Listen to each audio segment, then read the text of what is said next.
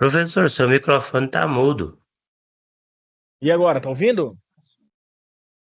Agora sim. Beleza. Então, boa noite a todos aí, sejam bem-vindos de volta. Nossa primeira aula ao vivo, né? A UC, ela começou no dia 16, né? Bem no período de férias, né? Bem no período aí de recesso. E aí, nesse meio tempo, né? Inclusive na última semana, eu coloquei aqui as gravações para as orientações da SAP número 1 e da SAP número 2, né? Algo resumido. E hoje, de fato, a gente entra no conteúdo, tá? Lembrando que a gente encerra essa UC de higiene ocupacional no dia 16 de abril, tá? Dia 16 de abril. São 3 encontros presenciais. O primeiro aconteceu no dia 1º, ou acredito que seja essa data, não sei se foi alterada. Se alterou ainda não apareceu aqui para mim, né? E o próximo no dia 8 de março, que é o segundo encontro, terceiro encontro em abril, né? Então, um encontro por mês aí nós temos até o final dessa UC. As gravações lá ajudam a resolver a SAP número 1, a SAP número 2, tá? Mas hoje a gente vai ver o conteúdo aí falando de riscos ocupacionais e tudo mais, tá? Então, ó, atividade aí que vale 16 pontos dessa SAP número 1, tá? Tá aqui o link de envio, ela tem um texto ali pra gente que traz o desafio para a gente avaliar se a conduta de um técnico de segurança do trabalho aí ao qual é apresentado no caso, se ela é condizente ou não. Beleza? Tranquilo? Podemos ir para o conteúdo? Alguém quer perguntar alguma coisa? Não, Professor, gente? Oi, pode falar. a outra web aula que você deixou gravada, eu não assisti ainda. Fala também sobre a SAP 1? Não, é uma orientação da SAP 1 e a outra web é da SAP número 2, tá? Aí eu estou iniciando agora aqui, a gente vai falar dos conteúdos dessas atividades. Então, primeiro a gente vai falar de riscos e ruído, que tem tudo a ver com a SAP número 1, tá? Ok. Beleza? É o conteúdo. É claro que não vai substituir a leitura da apostila, não vai substituir os estudos ali, mas é um resumo ali de boa parte de que está dentro da apostila e de situações importantes ali dentro, tá bom? E aí, iniciando, gente, a gente retoma aqui, ó, vamos entender algumas coisas aqui primeiro, tá? A NR15, que é essa NR15 que a gente está estudando ela como tema principal dentro dessa UC de higiene ocupacional, ela trata das atividades e operações, né, que são realizadas nos serviços, que são atividades classificadas como salubres ou insalubres, na verdade, né? São aquelas atividades que podem prejudicar a saúde do nosso trabalhador. De que forma, né? No intuito, né, ou na situação de nós termos um risco físico, um risco químico, ou um risco biológico, até mesmo um risco ergonômico, nós temos situações que podem desencadear problemas de saúde, né? Eu tenho, por exemplo, situação de possibilidade sem o uso do EPI, dependendo do local que eu trabalho, de gradativamente ter perda auditiva, que é isso, né? É ficar surdo, né? Gradativamente e cair numa condição de surdez ou de desenvolver algum tipo de malefício à minha saúde por conta de um produto químico. Como, por exemplo, professor, um agrotóxico, né? Ou riscos biológicos para quem é da área de saúde, né? Então, dentro dessa classificação de riscos, tá? Que a NR9 traz para nós, né? A NR9 traz lá os 3 principais riscos: risco físico, o químico e o biológico. Esses riscos que a NR9 elenca, eles são a base para o levantamento de risco do nosso programa de gerenciamento de risco lá da NR1.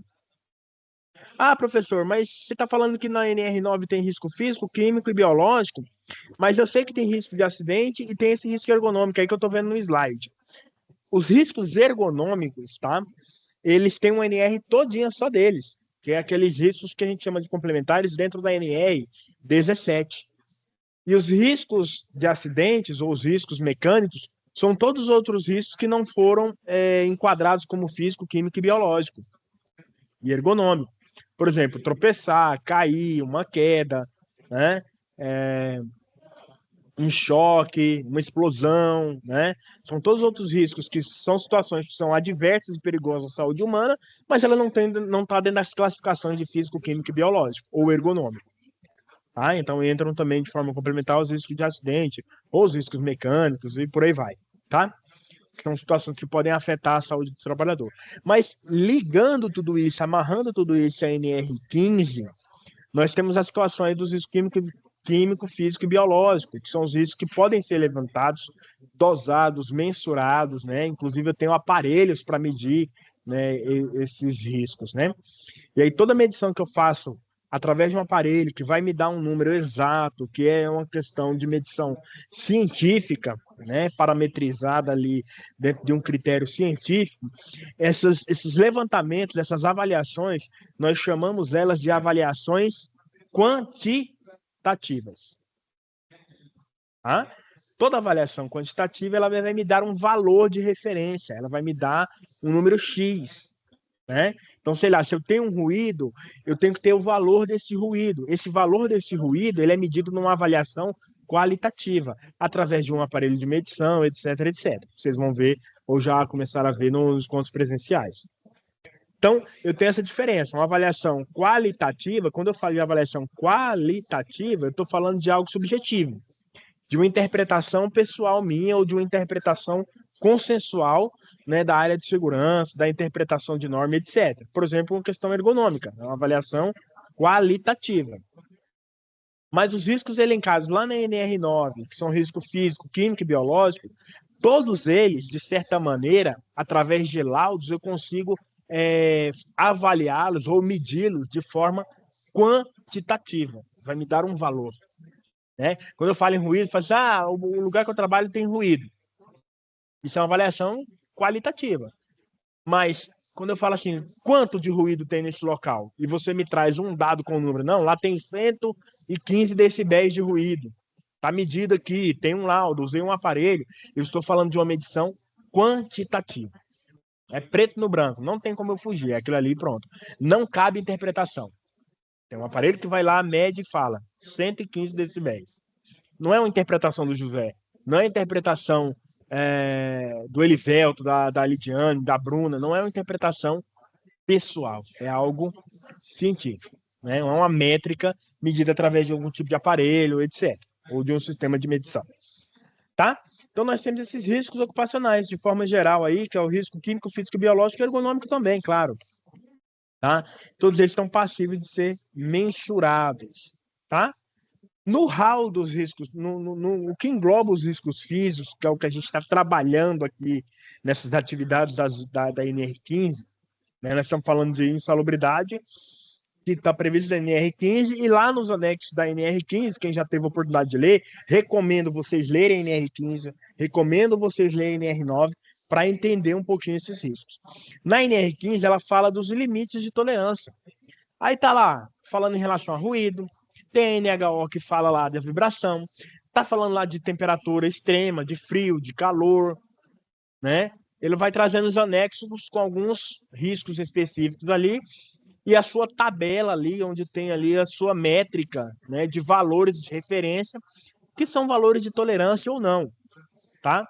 E aí, né, nas três situações das três SAPs, nós estamos trabalhando com os riscos físicos. E aí, o que são riscos físicos?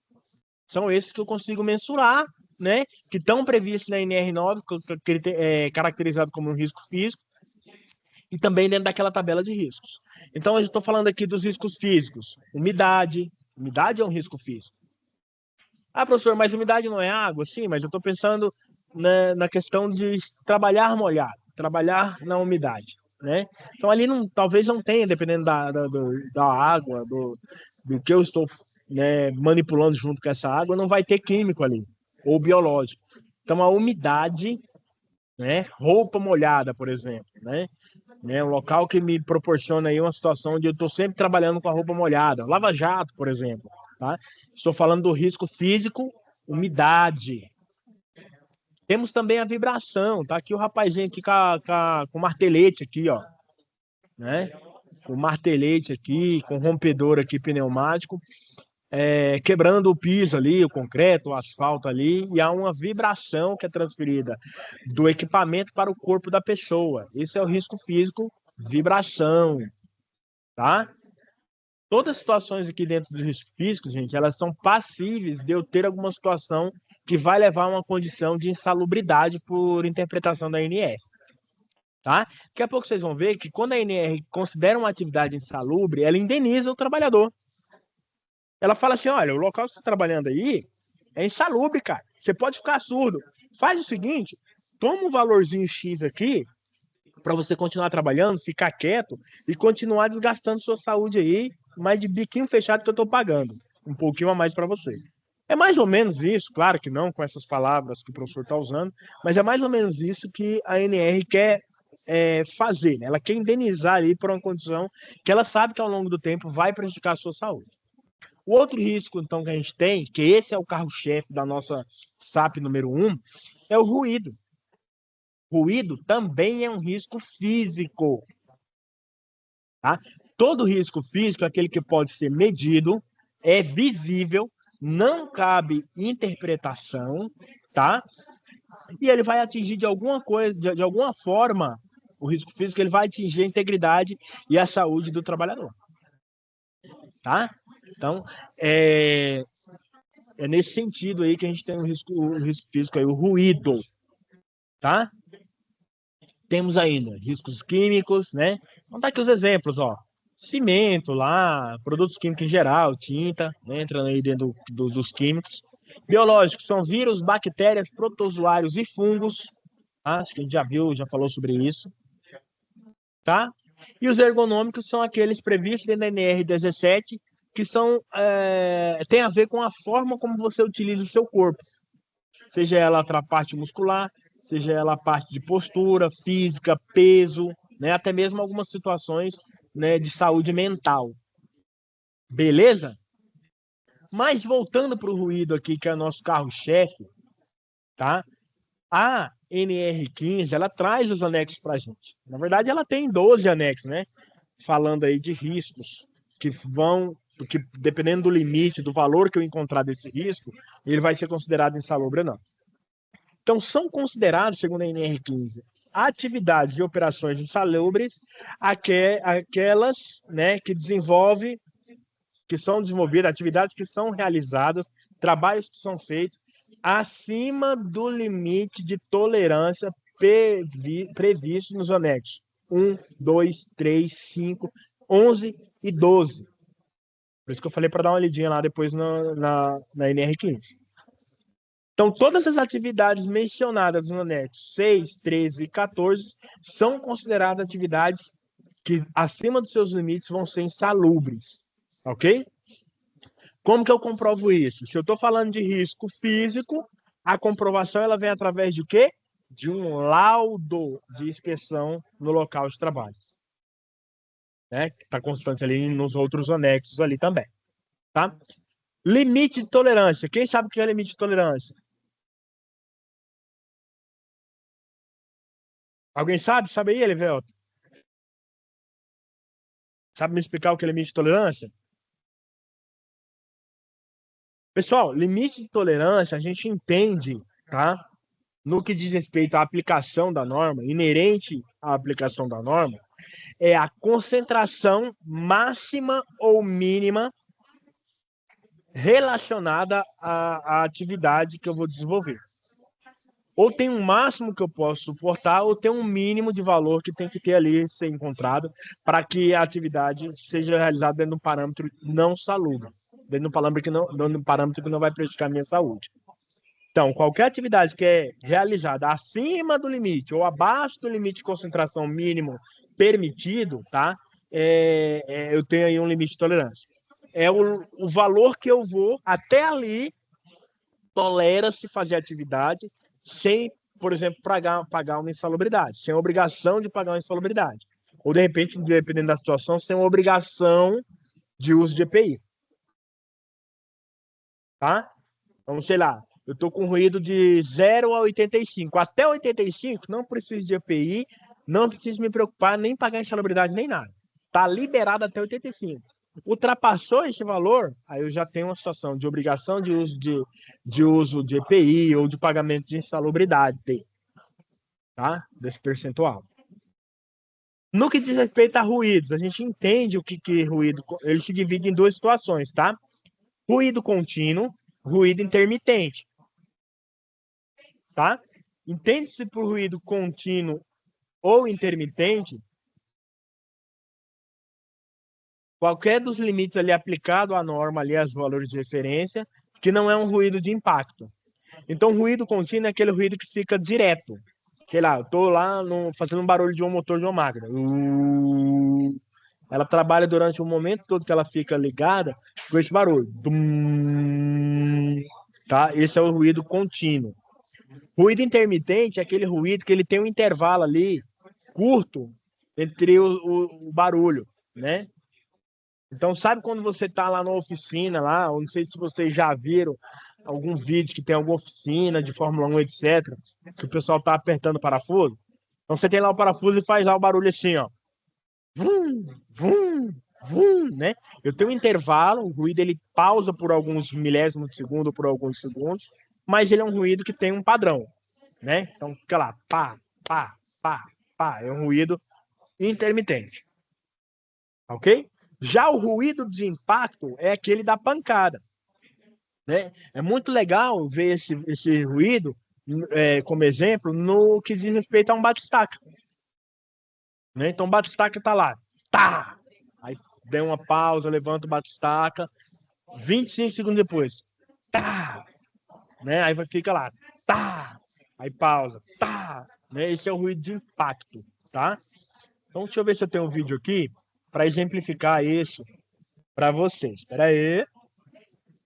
Rapidinho aqui, deixa eu projetar de novo com áudio, tá? Para vocês entenderem esses exemplos.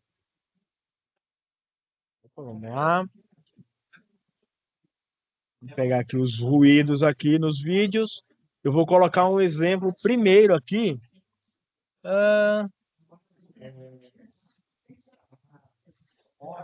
Vou pegar aqui um martelete. Deixa eu ver se tem aqui o barulho do martelete aqui. Equipamentos indicados para trabalhos leves. Não, aqui é outra coisa. Não é esse barulho que eu quero, não. Vamos lá. Material de higiene. Vídeos. Martelete.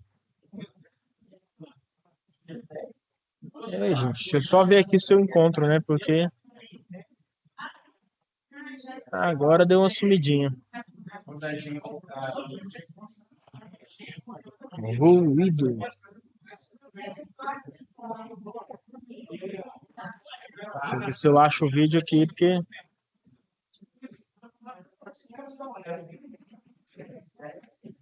Cilindro Salvador, 100% seguro.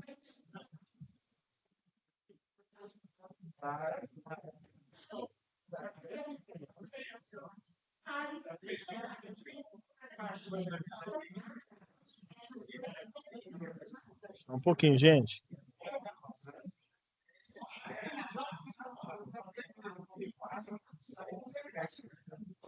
Não, vamos recorrer ao YouTube, né? Porque não sei onde é que tá salvo aqui nesse computador. Então, ó, vamos primeiro no ruído contínuo.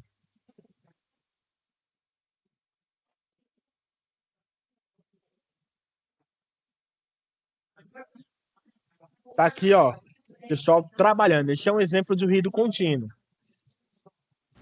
Pronto, seu alarme Verisuri já está.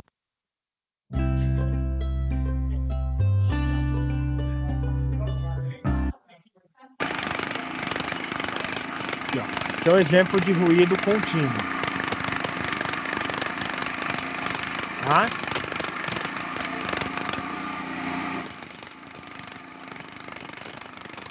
Ou de um motor.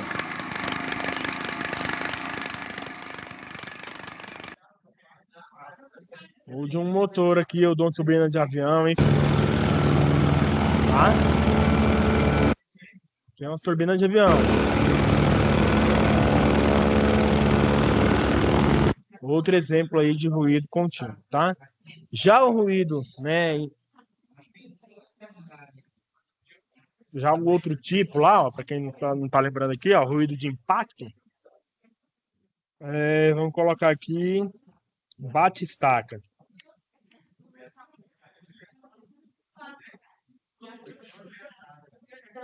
Construção civil.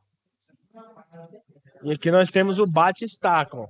O outro exemplo aqui é o bate-estaca. Um bate-estacas consiste em Ó.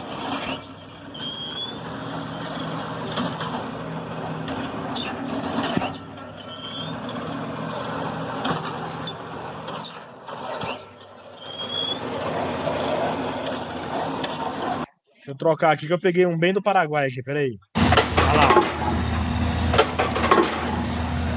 É aquele da pancada, como se fosse batendo martelo, ó.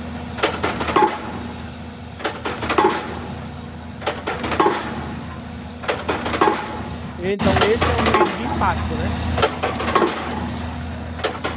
Beleza? Então são esses exemplos aí, só para vocês visualizarem o que é o contínuo e o que é o que é o contínuo, o que é o ruído de impacto, tá? Então, a gente tem valores de referência para esses tipos de ruído, tá? Se eu estou numa situação no meu local de trabalho, onde tem um mix, né, tem vários tipos de ruído, eu sempre vou considerar o valor mais alto, tá, como referência, tá? Então, tem determinado momento na empresa que eu estou usando um martelete, mas aí tem outro momento que alguém funciona lá, ou está funcionando lá o batistaca. Aí tem outro momento que liga-se um motor, aí tem um barulho de uma máquina, né? Então, tem vários barulhos com vários níveis diferentes ao longo das 8 horas de trabalho. Eu vou pegar como referência o valor que der mais alto, né, em determinado momento ali do dia, para considerar ali dentro da tabela ali da NR15, tá? Ok? Então, ó, os níveis de ruído contínuo e intermitente devem ser medidos num aparelho que chamamos de decibelímetro, né? Ou dosímetro de ruído. Os valores na escala de referência, quando eu falo de ruído, eles são medidos em decibéis, tá? Que é o símbolo aí é o dB. Show? Então, ó, decibéis vai medir aí nível de pressão sonora, tá? Então, quando eu vou utilizar o aparelho, para ruído contínuo, intermitente ou de impacto, eu tenho uma configuração no aparelho lá. Não sei se o professor já mostrou para vocês. Eu tenho que operar ele no circuito de compensação A, com a resposta em relação ao que ele está captando, é uma resposta lenta. Então, eu configuro o aparelho, boto no botãozinho ou no digital lá, compensação A, circuito slow, circuito lento.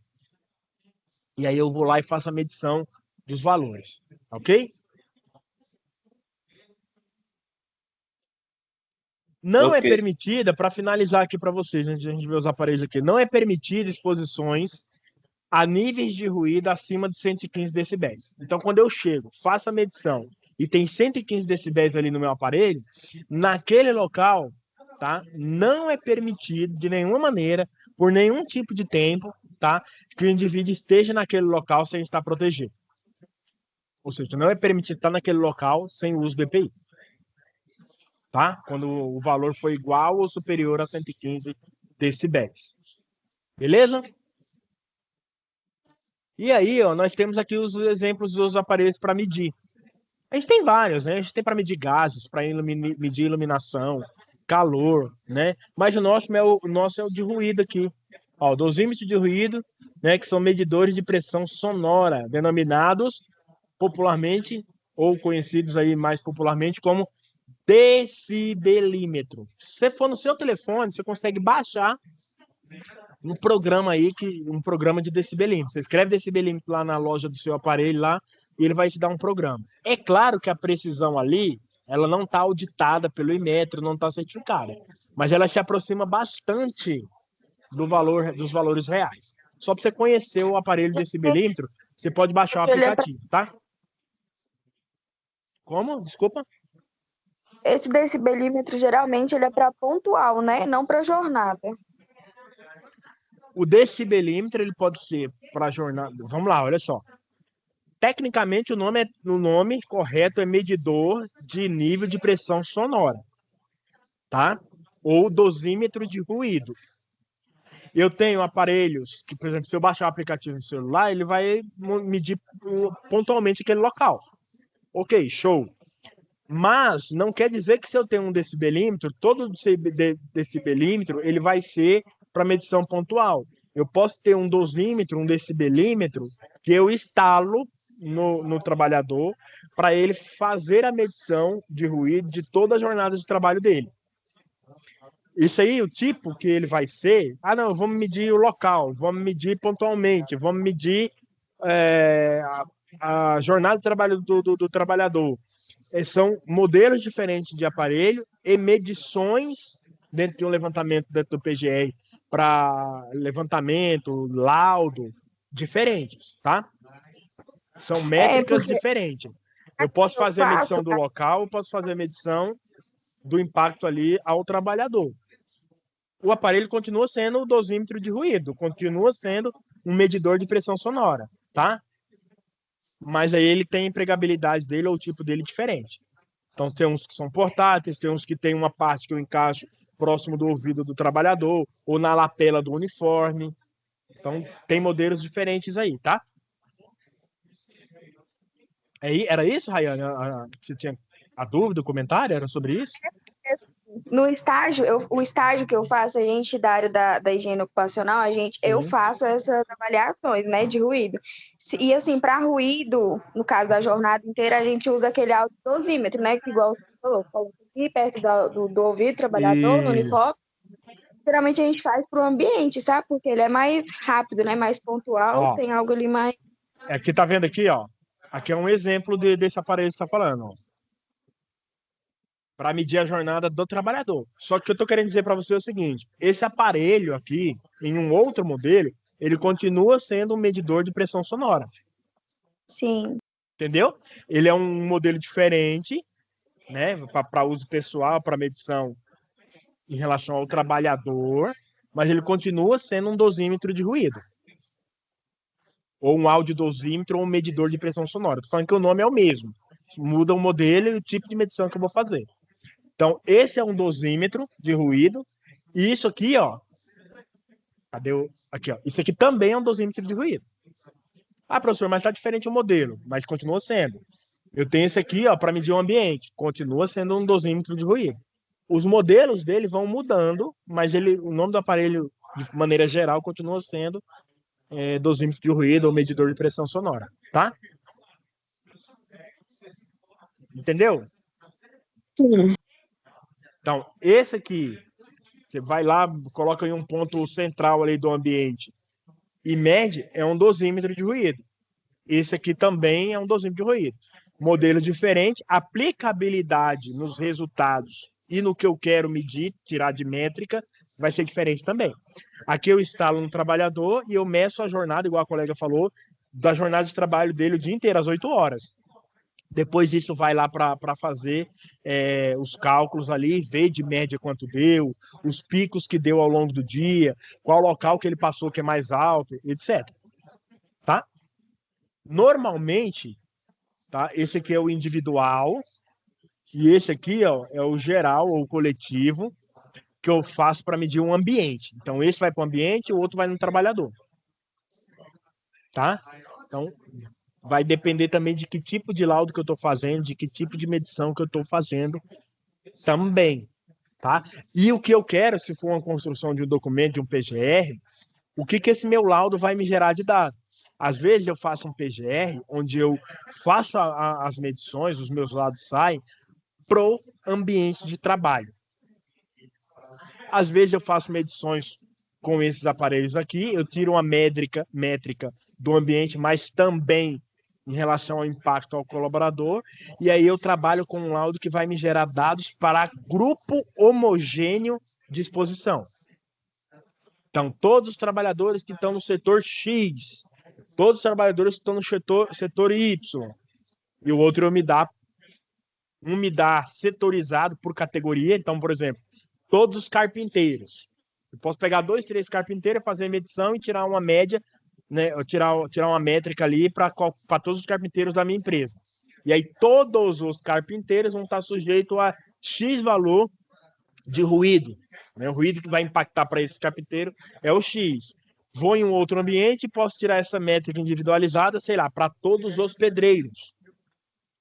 a todos os motoristas. Então, tem gente que às vezes não vai estar nos mesmos ambientes que outras pessoas, e aí essa divisão, para você entender, ela vai me trazer grupos homogêneos ou heterogêneos de exposição. Então, um grupo de carpinteiro, às vezes, é um risco, um EPI, um valor de ruído, para o motorista é outro grupo, é outro ruído, é outro valor. Consigo setorizar isso dentro da empresa também, tá? Mas o aparelho ele continua sendo o mesmo. Não sei se o professor já chegou a adentrar nessa parte do conteúdo, mas é algo que deve ser citado lá por ele também, tá bom? A gente tem outros medidores, outros dosímetros aí, né, de calor, de vibração, de ruído, de iluminação, sensor de gás, de poeira, todos os aparelhos que vão me dar medições e avaliações o quê? Quantitativas, tá? Então, vou lá com o aparelho medir gases, ele vai me dar um valor do quanto de gases tem ali. Vou lá com o dosímetro medir ruído, ele vai me dar o valor de quanto de ruído tem ali. Beleza? Tranquilo essa parte? Tranquilo aí, Elivelto? Rayane?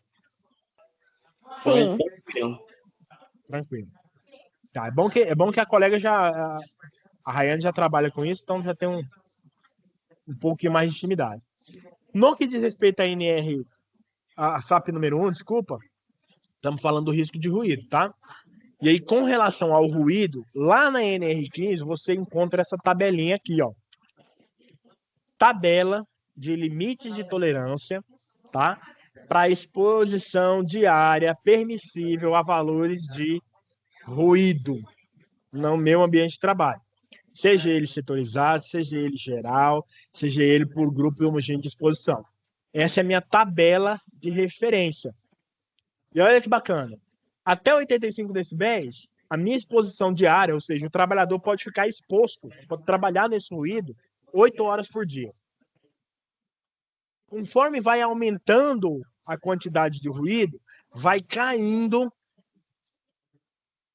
o tempo de exposição, o tempo que eu posso ficar aí nesse local ruidoso. Tá? Então, ó, e aí tem uma regra aqui que a gente usa muito em concurso público, que é a regra do 5/meio, né? Então, a gente inicia 85, 8 decibéis, né? E a cada 5 decibéis, o tempo de exposição cai pela metade.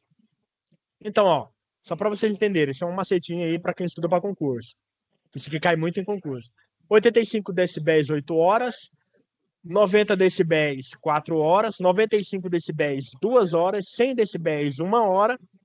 105 decibéis, 30 minutos, tá? 110 decibéis, 15 minutos. Então, até os 110, né, vai caindo pela metade. Aí, só depois do 115, que aí não tem 7,5, né, que fica os 7 minutos ali depois do 15. Então, até os 110 decibéis, a regra para você achar o tempo de exposição ali, né, nesses valores redondos, né, de 5 em 5, inicia de 8 horas e vai caindo sempre pela metade. É um macete aí para a gente decorar. Mas não precisa decorar isso aqui, não. Vocês estão falando de concurso público. Não precisa decorar isso aqui, não. O que você precisa saber é o seguinte: o valor que é de ruído aqui, ele vai dar uma referência de tempo de exposição. Tudo que ultrapassar esse tempo de exposição, eu preciso estar utilizando o EPI. Tá? E tudo que ultrapassar esse limite de tolerância, isso é devido a proteção ou tempo máximo de exposição controlada, essa atividade ela passa a ser considerada insalubre. Atividades realizadas acima do limite de tolerância, né?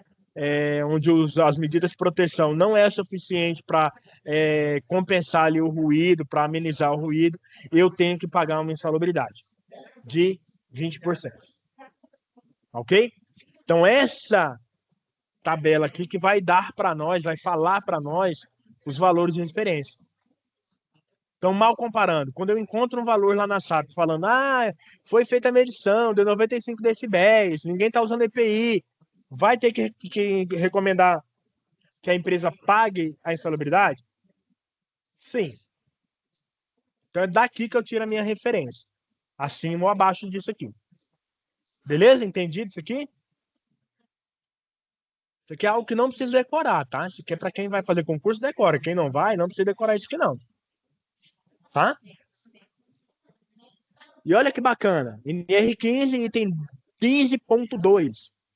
O exercício do trabalho sobre condições de insalubridade, de acordo com o item anterior, assegura ao trabalhador percepção. O que é percepção? Pagamento de adicional incidente sobre o salário mínimo praticado na região, ou no estado, ou no país. Então, sobre o salário mínimo, eu vou pagar um percentual. No caso do ruído, o próprio anexo, quando fala de ruído e o limite acima do limite de tolerância, ele fala que o pagamento do percentual de insalubridade é de 20%. 20% de um salário mínimo. Olha só, salário mínimo hoje, eu não sei exatamente o valor, mas é algo em torno de 1.380. 1.518, eu acho. É? Tá tudo isso? Então tá. 1.518. Beleza. 20% disso daqui, tá? É igual a R$303, se o salário for 1.500. R$303, uns quebradinhos ali, a mais sobre o valor que ele ganha. Aí você fala, ótimo, nossa, professor, da hora, hein? Ganha 300 a mais, hein? Que beleza. Beleza, mas saiba que é algo que está prejudicando a sua saúde, tá? Que pode deixar você surdo, por exemplo, aqui, no que diz respeito ao ruído, tá? Então, o Proponex, ele vai falar qual que é o valor ali, se der acima do limite de tolerância, qual o valor que eu tenho, qual o percentual que eu tenho que pagar de insalubridade, tá? No caso do ruído, 20%. Ok? Dúvidas, perguntas? Aí, de maneira complementar, eu trago para vocês aqui, ó, não sei se vocês perceberam, tem que prestar um pouquinho de atenção. Aqui está tracejado, né, nesse croquis aqui, um aparelho auditivo, tá? Essa parte aqui, ó, da ponta onde eu estou passando o mouse era para estar verde, tá, gente? Onde eu estou passando o mouse aqui, ó, essa parte aqui, ó, laser, aqui, ó. Essa parte aqui é a orelha, aqui é o buraquinho do ouvido, né? O buraquinho do ouvido ali, e aqui é o canal auditivo, tá? Esse é o sistema auditivo. Por que esse trem aqui é importante e por que tem uma questão toda envolvendo insalubridade aí em relação a ruído? Porque ruído, quando a gente fala do aparelho auditivo, ele tem uma situação de quando ele lesiona, quando ele é danificado, dele não conseguir se regenerar, se recuperar. E aí as perdas auditivas, elas são gradativas. A própria idade da pessoa, do ser humano, ao longo do tempo, esse sistema aqui auditivo, ele começa a funcionar diferente. Ou seja, naturalmente, conforme a idade que você tem, pelo desgaste ósseo, muscular, etc, né, outras questões fisiológicas, naturalmente, ao longo dos anos, você vai ter perda auditiva, só que é natural. Então, eu não posso esperar que uma pessoa de 30 anos, aliás, não posso esperar que uma pessoa de 70 anos escute igual uma pessoa de 30. Pode até ser que tenha uma pessoa de 70 anos que escuta muito bem igual a pessoa de 30. Mas, naturalmente, pela idade, é normal essa pessoa de 70 anos ter algum tipo de valor de perda auditiva diferente de uma pessoa de 30, naturalmente. As outras formas de você perder a audição ou você ter prejuízo na sua audição, elas não são naturais. São por excesso de ruído ou por local ruidoso, e aí você pode sofrer algumas consequências. Olha que bacana. Esse vermelhinho é a onda sonora. Esse vermelhinho que tá vendo aqui no início aqui, ó, que ela entra para dentro lá. Então, o teu aparelho auditivo, o aparelho auditivo do ser humano, ele é composto, tira a orelha aqui, esquece a orelha, de canal auditivo, que é o buraquinho do ouvido, tá? Em seguida, tem uma membrana timpânica, popularmente conhecida como A membrana timpânica é conhecida popularmente como Tímpano. tímpano. E aí já ouviu falar, fulano rompeu o tímpano, fulano tá com problema no tímpano, fulano perfurou o tímpano, né? É porque essa nossa membrana timpânica, tá? É realmente uma membrana, é uma pelezinha finíssima, micro, né? Milimétrica ali a espessura dela. Como se fosse uma folha de papel, mais fina que uma folha de papel. E aí, olha só que bacana, como que funciona para você ouvir? Vem uma pressão sonora, uma onda sonora, que é esse vermelhinho, tá? E ela bate lá na paredezinha da membrana timpânica. Olha só, que é tipo essa folha aqui, ó. Ela vem, opa, aqui, ó. Ela vem e ela bate. Pum. Quando ela bate, essa membrana, ela vibra. Ao vibrar, ela mexe outros componentes do sistema auditivo. Os ossinhos, os menores ossos que a gente tem no corpo humano, que é o quê? Martelo, bigorna e estribo. São os nomes dos ossinhos ali pós-membrana timpânica, ou ligados à membrana timpânica. Eles vibram. Quando eles vibram, mandam sinais, essa vibração, para o tubo auditivo e para os canais, né, semicirculares ali desse sistema que a gente chama de cóclea. A cóclea, ela tem ligação direta com um nervo auditivo, um nervo cerebral, um nervo auditivo. É uma conexão neural, que devido aos movimentos e o que ela recebe ali dentro desse tubo auditivo de sinal, ela codifica esse sinal e manda para o teu cérebro, para o teu nervo auditivo, para a tua conexão ali cerebral, para o teu córtex. E aí o teu ouvido, teu cérebro, codifica essa pressão sonora, esse ruído, essa movimentação, esse sinal, essa sinapse, ele codifica isso em ruído, em voz, fala, música, barulho, etc. Beleza? E aí você consegue codificar e saber que tipo de ruído é. Se é só um ruído, se é um som, se é uma música, se é a fala do professor, etc, etc. Olha o detalhe. Até chegar no teu cérebro, tá? Até chegar aqui no nervo auditivo, todo o aparelho aqui, ele pode sofrer algum tipo de dano. E esse dano, normalmente, eles são irreversíveis, tá? Ou seja, pode fraturar, ter algum problema em relação aos ossinhos ali, martelo, bigorna, estribo, e aí ele não vai receber a vibração correta. Pode ter algum problema em relação ao tubo auditivo e os canais semicirculares. Posso ter esse problema como? Devido a essa pressão sonora chegar muito forte ou algum problema cognitivo, congênito aí de nascimento, de acidente aí físico, pancada, etc, etc. Alguma coisa aqui dentro desse aparelho auditivo pode deixar de funcionar ou não funcionar direitinho. Quando a pessoa nasce com um probleminha em alguma parte dessa, sei lá, má formação nos ossos, nervo auditivo sem conexão, né? Cóclea não funciona direito, mal formada, não está recebendo a vibração, ou nasce sem tímpano, tá? Eu tenho a pessoa com deficiência auditiva, por nascimento, tá? Ou deficiência auditiva aí devido a alguma pancada, algum tipo de acidente. Beleza? Olha o detalhe, quando a pressão, e aí falando de trabalho, quando essa pressão sonora ela é muito forte, professor, como que eu sei que ela é muito forte? Lembra que eu falei do dosímetro? Vai estar lá falando para nós, 85 decibéis, 90, 100, 110, 103, enfim, o valor que eu encontrei. Quando essa pressão ela é muito forte, tá? Ela vai chegar com muita força na minha membrana timpânica. E aí ela vai bater aqui, ó, tá? Ela vai bater e ela pode, pum, perfurar ou lesionar essa minha membrana timpânica. Bateu com força lá, pum, perfurou. E aí olha o detalhe, tímpano, quando lesiona, perfura, ele não regenera, não é igual um dedo que você corta. Essa membrana, ela não regenera. E aí a pessoa começa a ter problema auditivo.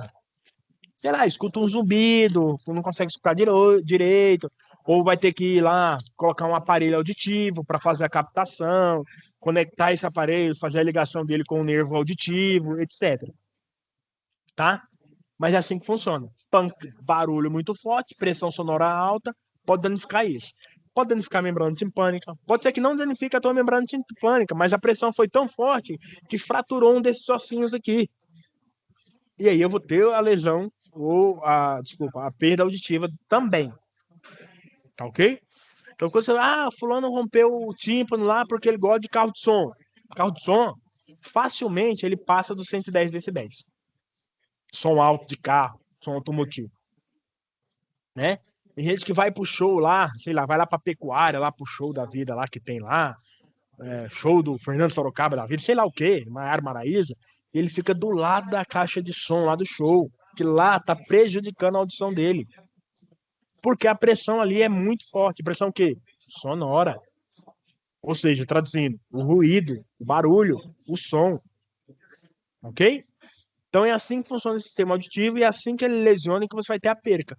Como sabemos que, por tabela de referência, tudo que está acima de 85 decibéis pode dar esse tipo de prejuízo, a ANR, a norma, ela traz para nós o quê? Um tempo que você pode ficar exposto. Peraí, 90 decibéis, cara, fica quieto aí. Você não vai poder trabalhar 8 horas a 90 decibéis. Só pode trabalhar 4 horas. Ou dar um jeito de se proteger desse barulho. Para se proteger do barulho, nós temos o quê?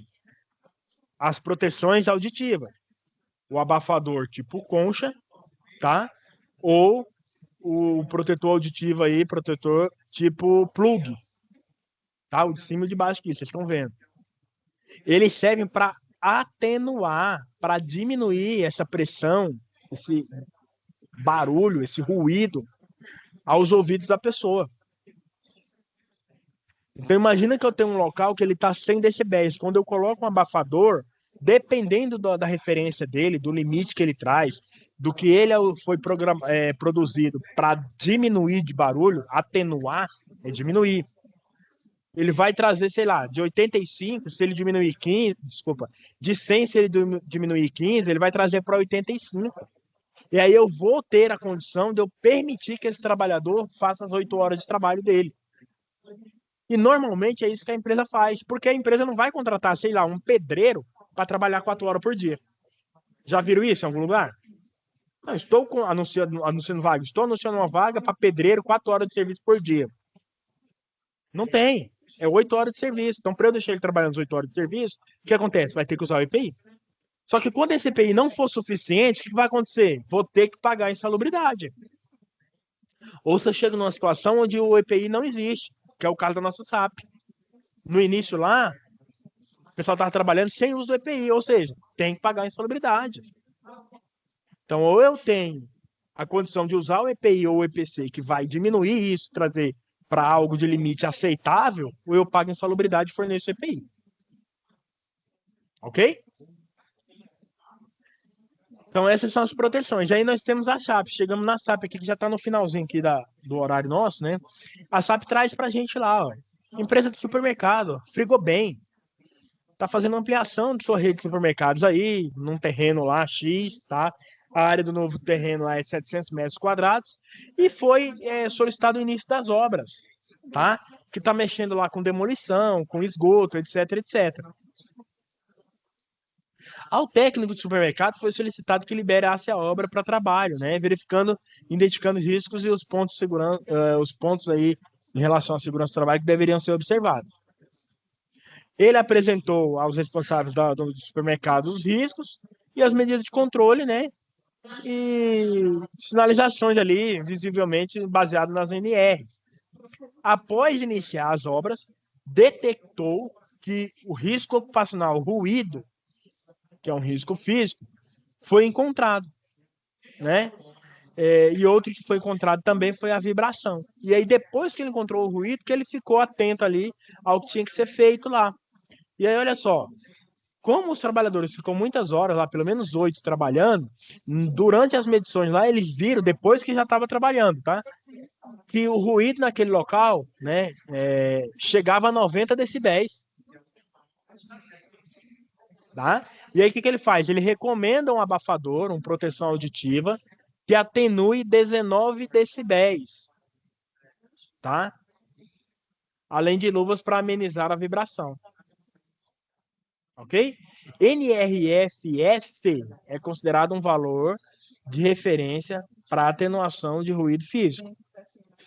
Tá? Então, ele recomendou esses EPIs. E aí você tem que avaliar Se tudo que ele recomendou está aceitável, está certo, se você faria algo diferente. É isso que as perguntinhas norteadoras, que é o que eu quero que você responda as perguntas norteadoras, né? Responde essas perguntas norteadoras fazendo um relatório, né, um parecer seu, se você concorda com as ações que foram tomadas ou não, se você faria alguma coisa diferente. O técnico de segurança realizou a avaliação quantitativa, medição de ruído, etc, né? Verificou que o martelo pneumático dá 87 decibéis, que o ruído chega em outro período a 90, etc. E aí ele fez as indicações de uso de proteção auditiva, etc, tá?